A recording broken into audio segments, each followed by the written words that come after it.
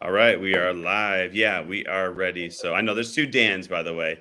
So That's I'll right. say I'm Dan number two, and then you're Dan number one. So Dan number one, Dan Wallace-Brewster, is the senior vice president of marketing at Scalefast. The leader in end-to-end digital commerce solutions, an expert in consumer behavior and retail, and he joins us today to offer an interesting perspective on NFTs, metaverse activations in the retail sector. The new research from Scalefast shows these shiny new products can be a great opportunity for brands.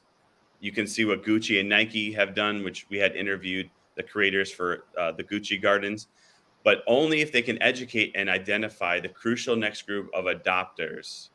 Dan expands on opportunities NFTs create for brands, the retail implications consumers of the metaverse. He joined Scalefast after serving as SVP of Marketing and Digital for contemporary apparel brand Planet Blue. He's led integrating marketing, holistic integration of digital into brands, cross-channel sales, and operations. So welcome, Dan, and we are excited to talk through the future of retail in the metaverse. Thank you, Dan and Kate. That's quite a word salad I gave you there to read. Can you hear me okay? Perfect. Yes, perfect. Okay, great. So I'll give you a little background on Scalefast, why we care about the metaverse. Our business is really about bringing customers and brands together in a digital transaction.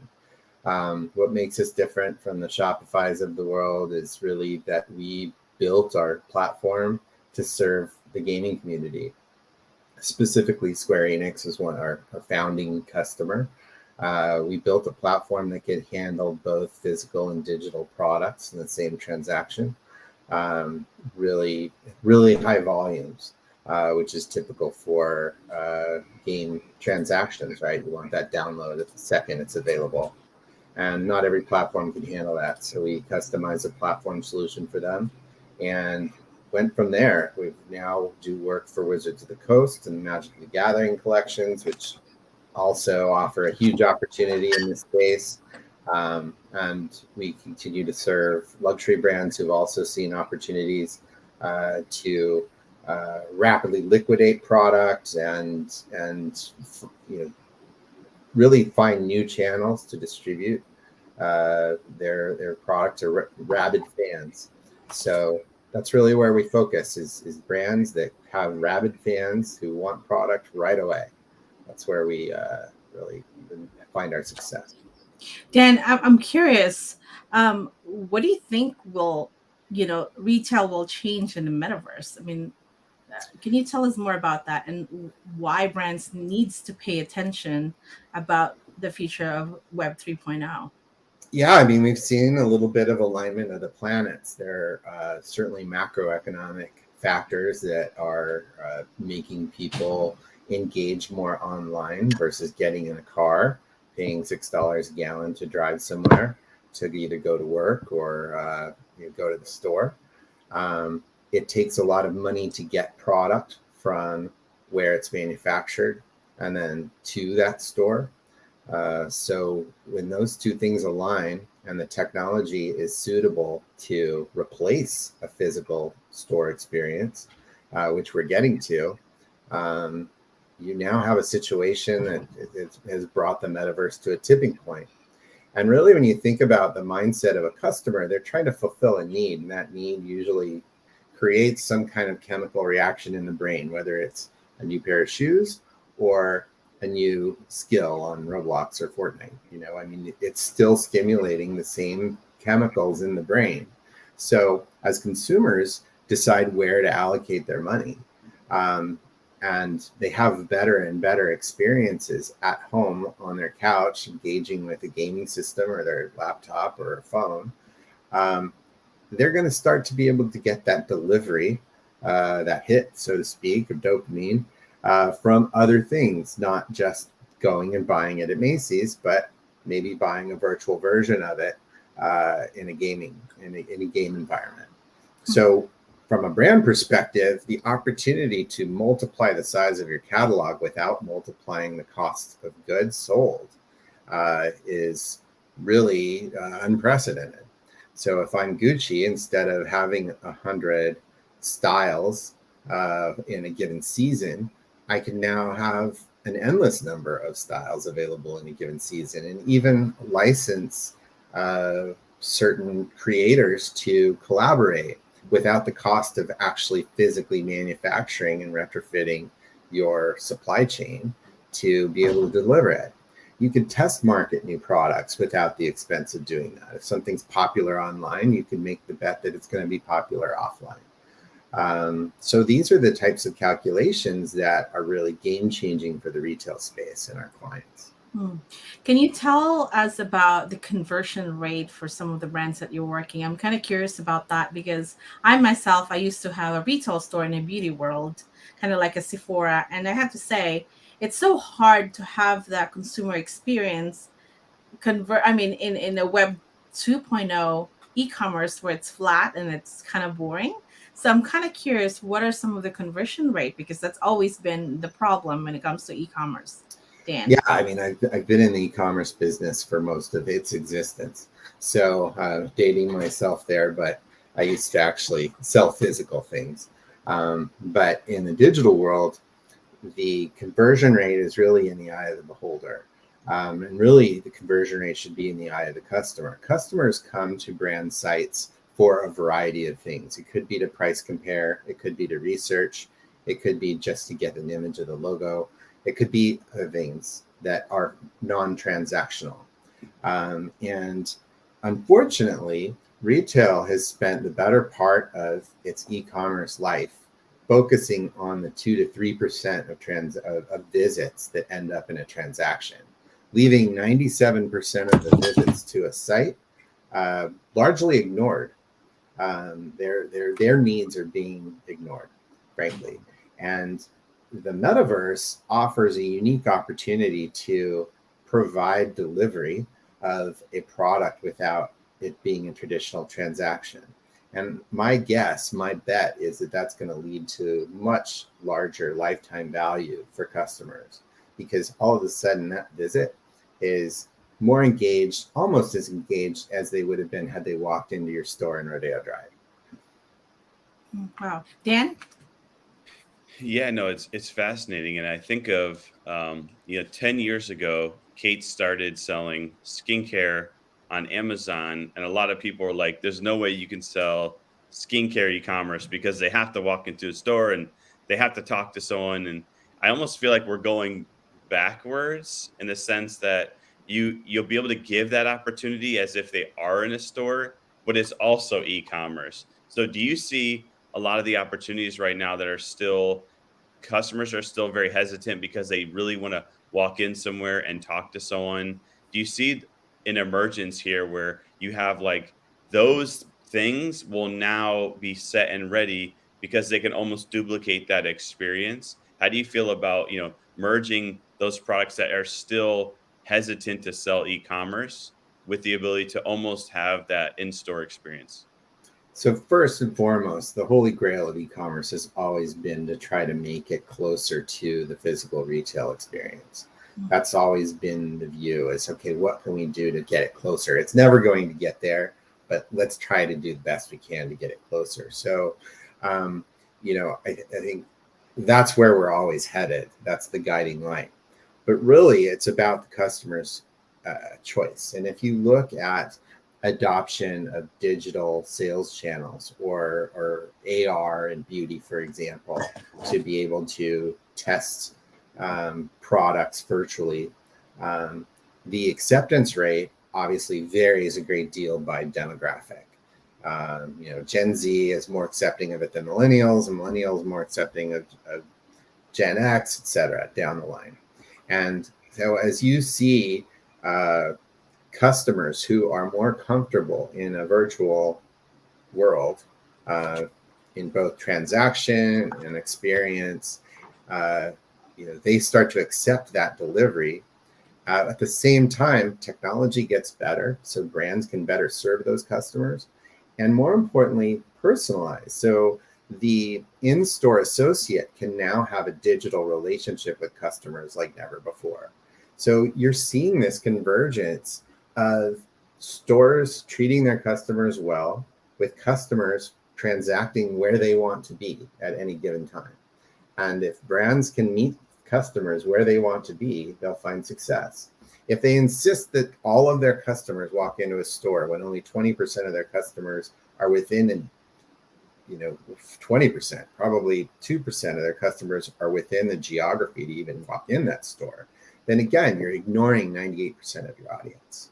But to Kate's earlier point, if I can sell my product and I've got a store, a boutique on Melrose in Los Angeles, but I can sell that product to someone in the Philippines, oh my gosh, you've blown your revenue potential and your addressable market out of the water. Mm-hmm. Mm-hmm. So I have another. Oh, go ahead. Go ahead, Dan. I was going to say, I know we talked. I mentioned how Gucci, and we had interviewed the creators of Gucci Gardens. Do you see it as not only essentially the place to purchase, but almost more importantly, it gets people bought into the brand? And the reason why I bring that up with Gucci is when we were asking the Gucci creators, I thought it was interesting how Gucci's in Roblox. Roblox is people that are under the age of like 12. What do they care about Gucci? But it's almost like you're creating these future customers. These people bought into a brand that they may not buy right now, but maybe in 10 years from now, they might buy. So almost the metaverse is a way to market to people, could possibly even be years ahead of them even purchasing. Yeah, absolutely. I mean, it's crass, but it's drug marketing, drug dealer marketing. It's like get them started cheap and young, and then they'll stick with you. But that's exactly what the strategy is. And most luxury brands have, they've emerged from the retail apocalypse, so to speak, based on the loyalty of their most affluent customers. But they know that those customers are slowly, getting older and eventually need to be replaced. That's how these brands have survived 100 years. And so they need to replace them with younger market. And if that younger market is was walking in brick and mortar stores and still hanging out at malls, then that would be their priority. But malls are no longer the preferred delivery device for retail. And people are finding new ways to reach customers, and that is online. Well, they say, go hang out to where your customer hang out. And definitely, I joke about it. I mean, it's reality. We're all getting older. I mean, they have to groom their up and coming customer. And I've heard from parents playing games, Mom, I want to have a Gucci belt. That was $400 belt. Now there's kids wanting to have a Gucci belt because they've seen it. But how smart it is for Gucci and that, brands out there were thinking that way. That was very forward thinker. Yeah. On their part. Yeah, absolutely. But it's not new, right? I mean, they've been doing something right. They've been around for a long time.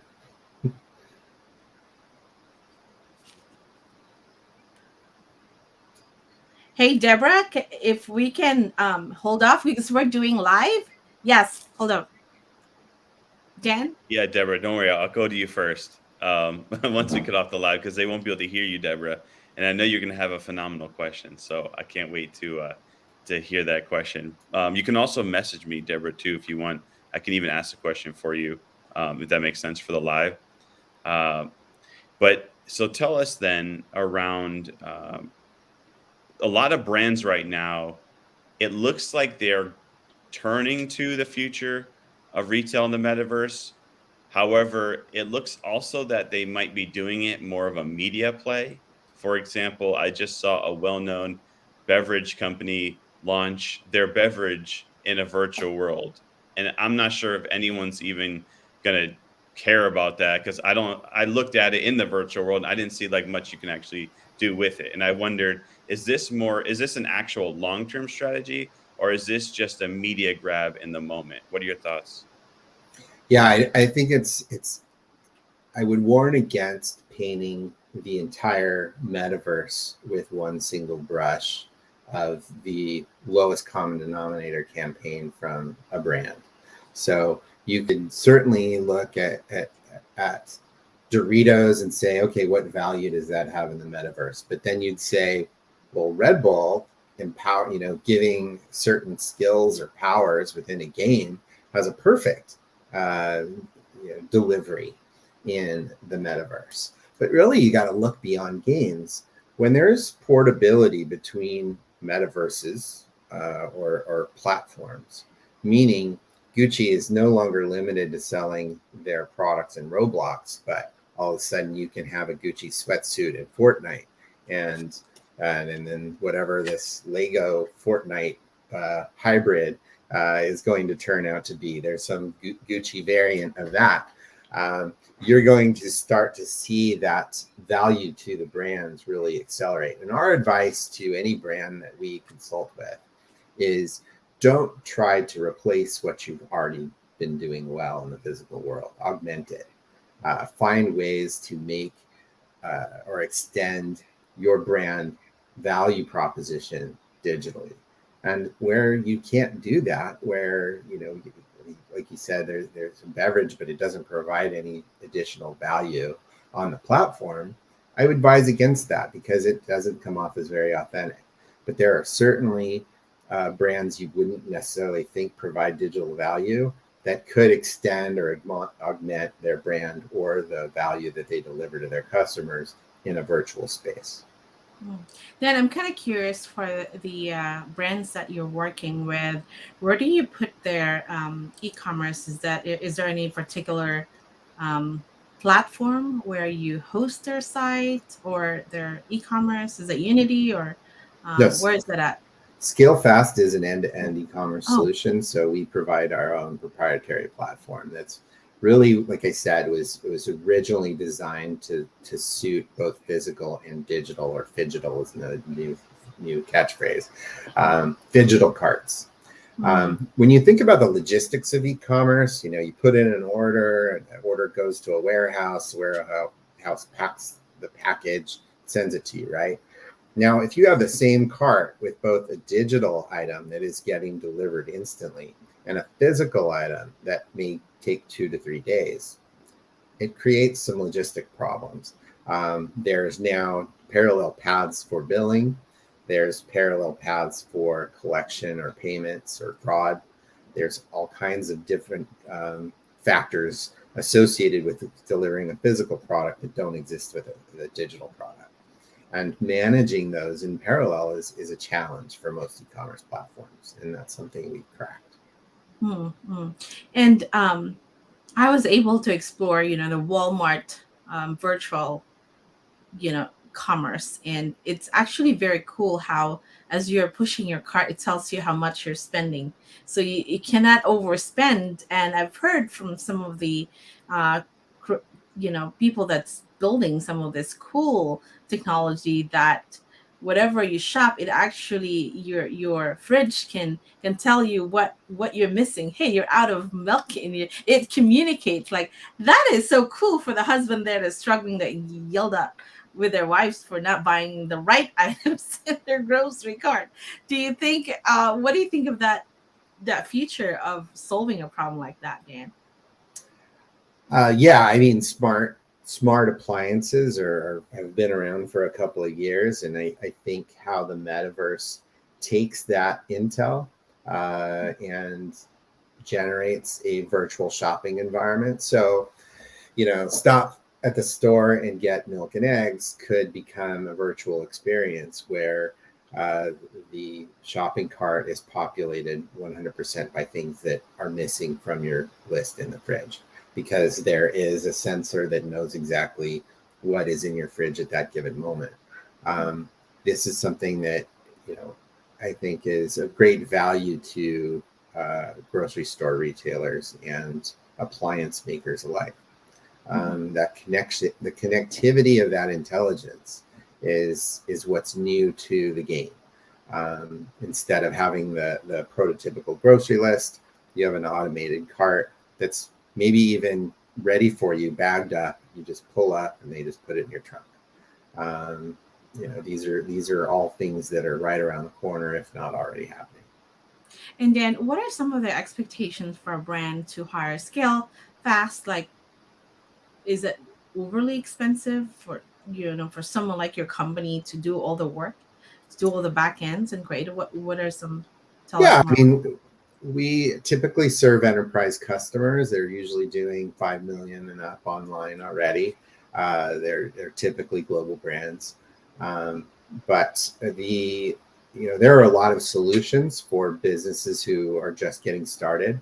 Um, the thing that I think Scalefast delivers is really for proven brands to expand into a new market, to overserve a given segment. As I said earlier, your most passionate brand fans with a specialized shopping experience. Your employees, we've had a lot of success generating really bespoke employee stores for brands like L'Oreal and Kering. There's some really unique things that brands can do to overserve different markets that were previously really expensive in a traditional e-commerce platform model that we've provided in a kit, basically a standalone pop-up shop where we do all of the payments, all of the fulfillment, build out the site, handle all the customer care, everything that you need to deliver for your customer, we deliver in one kit that doesn't have to disrupt your day-to-day e-commerce operation or distribution channels. You mentioned you handle proven brands that has a minimum revenue of 5 million. What about to the new you've never heard of a brand? How do you promote those? Like in the real e-commerce, you have to do SEO, you can do all the marketing. Is that the same strategy, or what are some of the difference? I'm curious. Well, that's one of the cool things about the metaverse. It's really a great democratization for creators because you don't have to now hire, develop a prototype, send it to China, go back and forth on the prototype, and then pay an investment, buy that manufacturing time on the line, and then pay for the physical product to get here. The entry,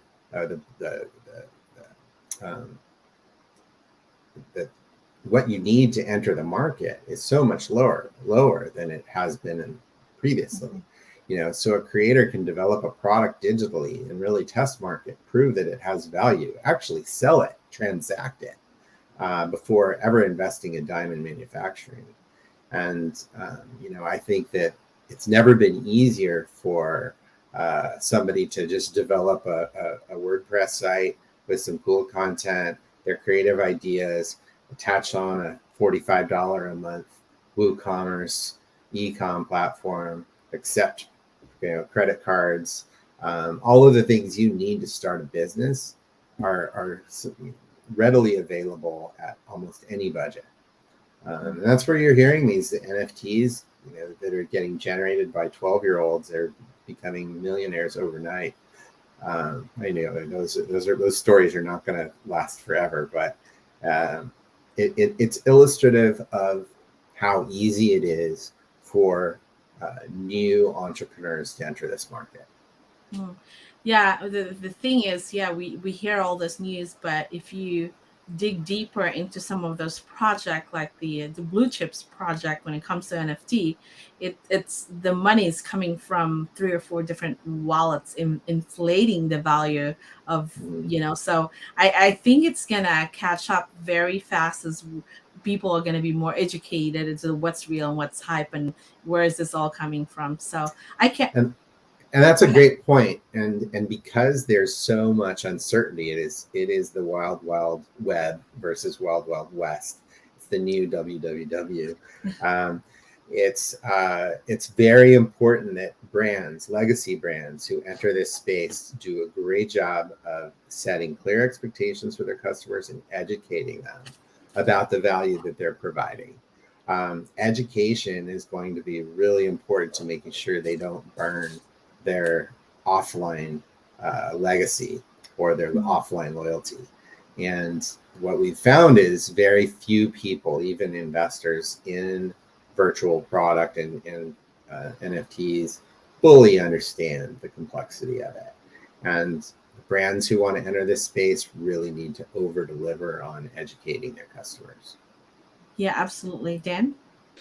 Yeah, no, that's a Great point. Thank you, Dan, for that. I was just thinking about that. And I'm glad you brought up how challenging it's going to be where if you sell your phygital item, like if I know Nike is, you buy digital shoes, you ship physical because they're using a, wallet. They're not putting all their information and, the whole decentralization and democratization. So who even owns that wallet address? And, there's a whole thing about data. Well, if you don't have the data, then how can you even ship them something? So are you building out, or how do you see this where obviously how it is right now, it's probably very difficult.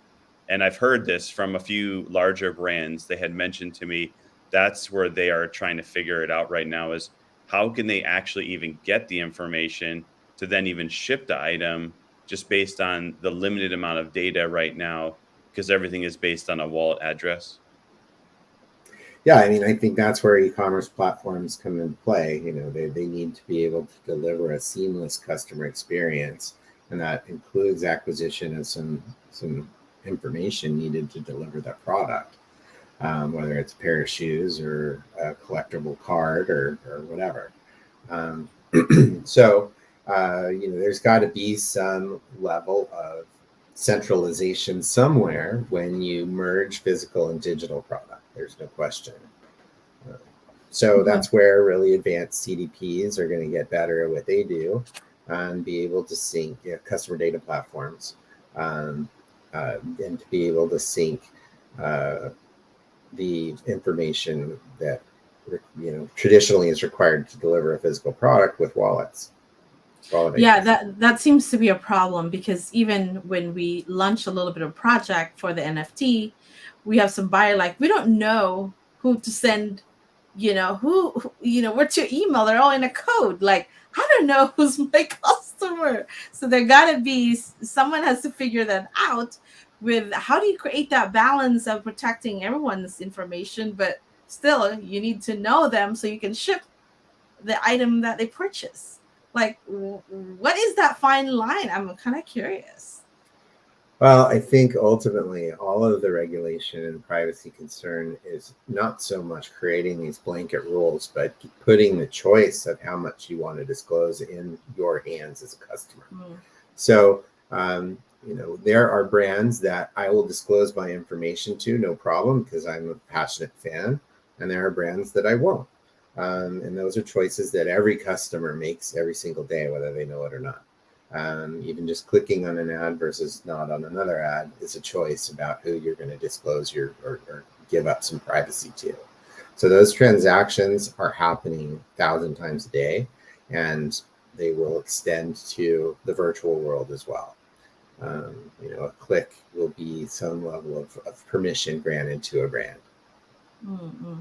Can you tell us what was the reason behind Scalefast getting involved in the metaverse, and how positive are you as we are heading there, Dan? So Scalefast was really built to, as I said, connect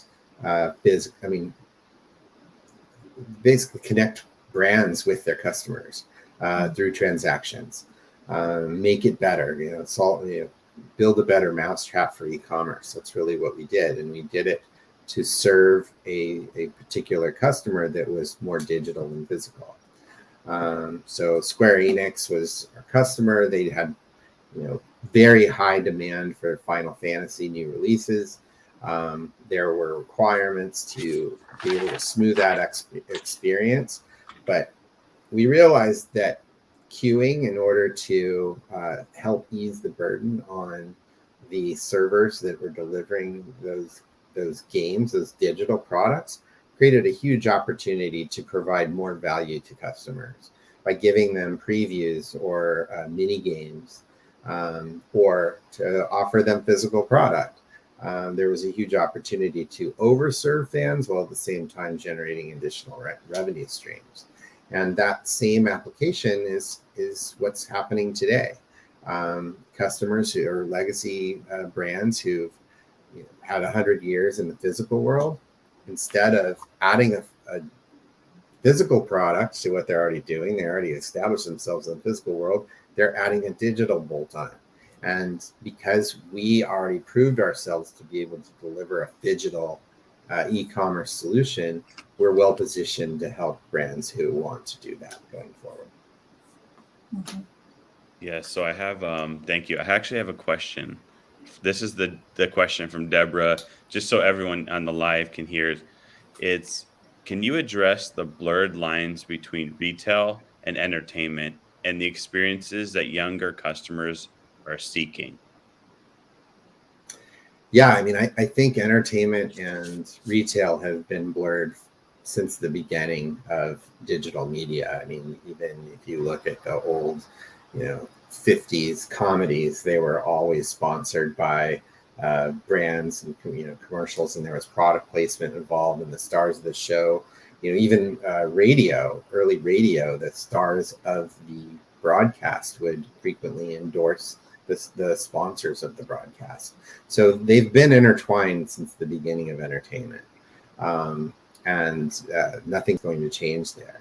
And frankly, the same things that you get out of purchasing a product, the same chemicals firing in your brain, are delivered when you're entertained. So they're similar stimuli. It's the same reason that people are willing to spend money and time with a brand as they are in watching a movie. I mean, it's really the same level of investment and sacrifice from a customer. Hope that answered the question.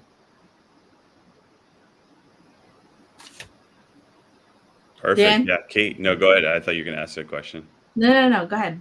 No, that's it. Yeah, no, that was from Deborah. So Yeah. And Dan, where can they find you? What site? For the enterprise level that wanting to use your service? What is? So you can find us at scalefast.com. You can certainly learn more about the different services we provide and really just how complex enterprise e-commerce can be. But like I said, I mean, for budding entrepreneurs, everything that we do at an enterprise level can be started with the seedlings from existing software that's readily available for nominal amounts of money. And our hope is that these budding entrepreneurs become enterprise entrepreneurs and hire us down the road. yeah, you know what? I just want to say this. You mentioned you mentioned Magic the Gathering earlier. And Yes. it got me thinking, which I used to be an avid player of that Magic the Gathering. Before that was Dungeons and Dragons. But it got me thinking about how, I know this is a little bit separate topic, how play to earn model. I'm not sure if you're familiar with, play to Yeah. earn, and how, there's people around the world, like, we were just in the Philippines, and there's people in the Philippines that are basically like playing cards and doing these really basic games, but making more income than they would working an actual job, sometimes 2 to 3 times more. What is I mean, this is just like more of a personal thought in terms, because it seems like you in the gaming before, and you've, had experience with just gaming. Where do you see the future of, is all gaming, do you think, going to be part of a play to earn model? There's also all of these, like I'm hearing, learn to earn. And yesterday I heard one, it was like teach to earn. So it's like everything to earn. And I wonder how, there might be some emergence there too with, maybe that's a new form of e-commerce. Or shop to earn. Hey, Or shop we're to earn. shopping. Yeah. Dan, that might be something. Hey, we get That's rewarded right. for shopping. I mean, there's been surveys to earn for a long time. I mean, there are models or economic models to have any variety of transactions digitally, and all of these are good examples. And if it's like several wise people have said, if you love what you do, then you never work a day in your life. I think that if you could find a way to survive and still live a fruitful life by playing games, and there's certainly going to be an economy for it. But you're making a sacrifice. It's not just the time. You're also seeing the ads and the sponsors within those games, because the whole model is based on sponsors paying more than the publisher is paying you. And as long as that happens, it works for everybody. But if that the further that market gets diluted, the less that sponsors are going to want to pay, which means the less that publishers or aggregators of those gaming franchises are going to pay users. The market will take care of itself, and it may not have the lasting power that I think isolated cases like Axie have today. And I don't know that there's going to be a long-term market for this as it proliferates across generations and countries and worldwide. But if it ever does, my fear is it would become very dystopian, similar to that Ready Player One model, where you do have these big corporations who literally have farms of players who are generating money and taking a scrape off the top, and it becomes abused. And I think that's already happening in some countries where people are literally having to work off debt by playing these games, and it seems like a little bit of a nightmarish scenario, but it's happening today. So ultimately, I think the market is going to address it, but I think that it's something that is something we should watch closely. I have a business idea for somebody out there. You could be a secret shopper in the metaverse. Remember back in the day? I used to do that. The mystery shopper. The mystery shopper. Secret shopper, yeah. You can go and shop all these stores. But thank you, Dan. I appreciate. I know we're coming up to time here. We appreciate your time so much. So this was excellent.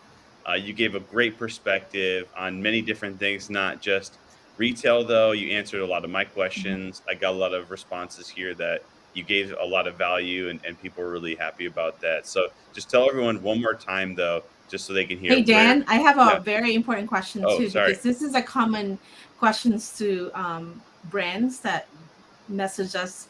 Dan, do you have some use cases for brands that you work with in your site or something available?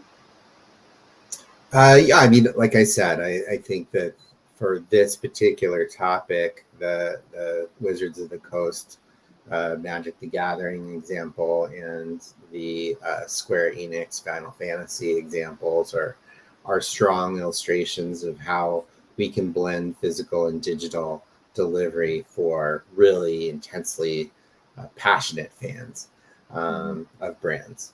I don't think there's a better example given the foundation that gaming has had for the metaverse.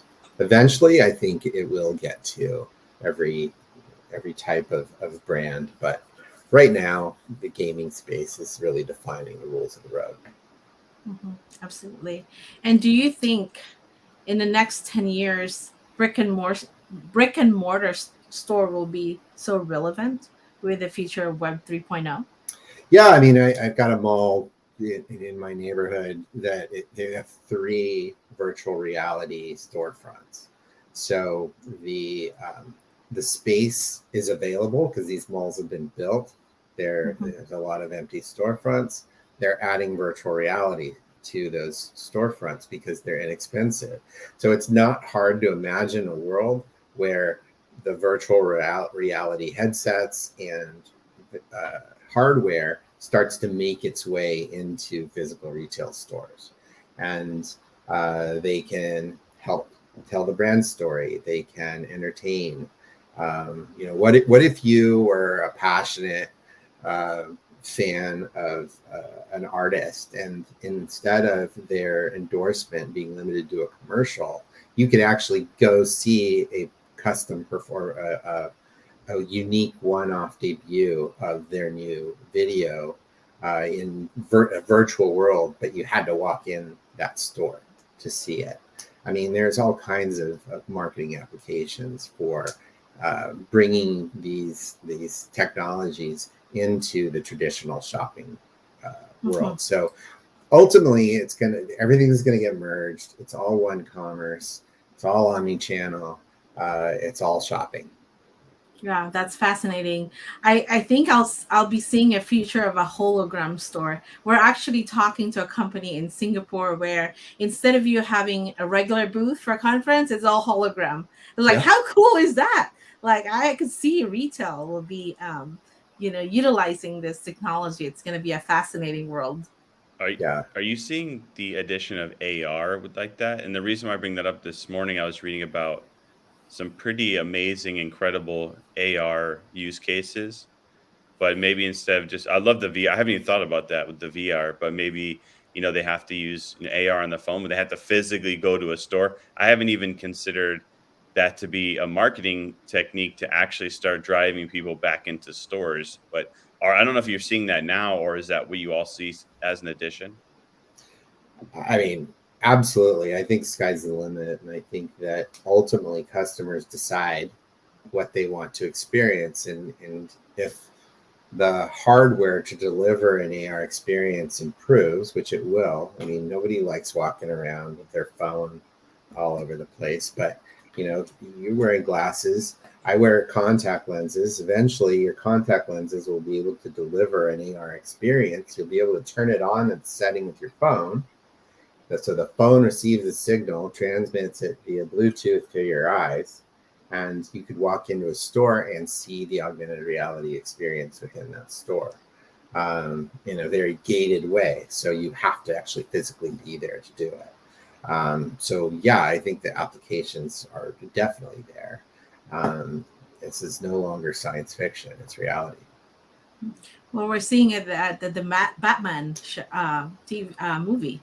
They actually utilize a contact to just use it. Dan, do you remember that scene? I Yeah, think so. I hope that my phone doesn't freeze though, and then I'm stuck in the AR world on my contact lens, and then forever in Right? AR. Yeah. Well, I mean, everything. The deployment of 5G is a big piece of this puzzle, right? The more people that can have broadband internet, the larger the market is going to be. So not only in the Philippines, but even in rural areas of the United States, it's not readily available. But the more it is, the broader the market is going to be, and the more applications we'll see. Well, this is really a Incredible. fascinating conversation. And Dan, thank you so much for your expertise. Really, truly an honor having you here. Well, thank you very much. I'm happy to come back. If you want to get a hold of me directly, you can DM me at the hashtag that's on the screen here, or if you're on Clubhouse, it's at Marketing Endeavor, MKTG Endeavor. Definitely. We will. You are our go-to retail metaverse expert now. So we'll send people out your way. There you go. I appreciate that. Thank you very Thank you so Awesome. much. much. Yeah, thank you, Dan. Scale fast. Appreciate that. So check Dan out. You can see, look in his bio, you can see his hashtag, connect with him on social. And thank you so much for being here. And thank you, everyone, as well, for joining us again this week. Some fantastic questions, suggestions, comments from everyone. We also will put this on the podcast next week. Dan will be up there, MetaTalkz. Thank you, everyone. And we will see you all soon. Have a great weekend. Hi. Thanks.